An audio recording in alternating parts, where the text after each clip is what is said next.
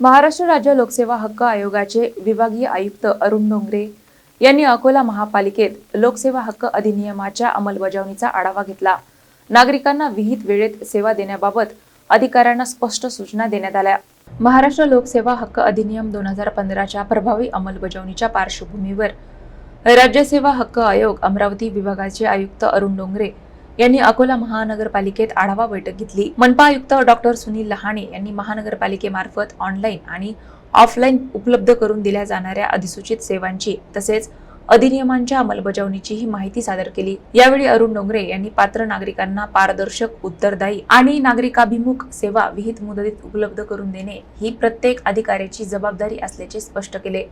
विनाकारण विलंब, निष्काळजीपणा किंवा सेवा नाकारल्यास लोकसेवा हक्क अधिनियमाच्या कलम 10 अंतर्गत संबंधित अधिकाऱ्यांवर दंडात्मक कारवाईची तरतूद असण्याचीही आठवण त्यांनी करून दिली।